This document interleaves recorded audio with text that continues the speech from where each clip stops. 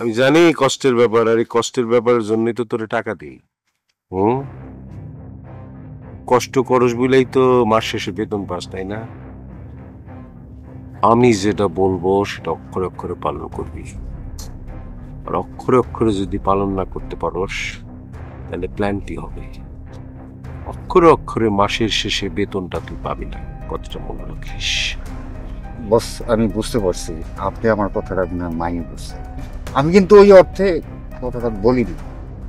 আমি বলতে চাইছি যে আসলে জমি তো মায়া মানুষ, তার যে আসলে খুঁজে পাওয়াটা একটু মুশকিল। আর যদি খুঁজা পাইও, মনে করেন যে পায়ে গেলাম, খুঁজা পায়ে গেলে তারে যে প্রকাশ্যে আমি যে জোর জবরদস্তি করে নিয়ে আসবো, তখন তো আশেপাশের মানুষজন দেখে ফেলাইবে। আর দেখে ফেলাইলে কিন্তু বিপদ আরো বাড়বে। আমি জানি,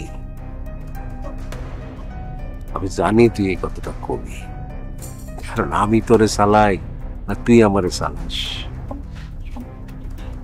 আমি প্ল্যান ঠিক করে ফেলাইছি।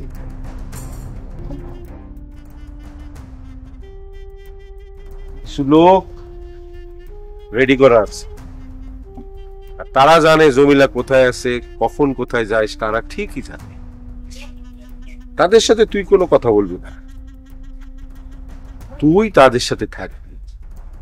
আমি যেভাবে যেভাবে বলবো সেইভাবে তুই কাজ করবি, বুঝতে পারছিস? কিন্তু বস, ওই যে আপনি যে লোকগুলা ঠিক করছেন, তারা কি ইমানদার তো? মানে আমি বলতে চাইতেছি, তারা আপনার কথা মতো ঠিকঠাক কাজ করবো তো? নাইলে তো বুঝেনি, এটা বিপরীত হয়ে যাইবে। তাদের নিয়ে তোর কোনো কথা বলতে হবে না।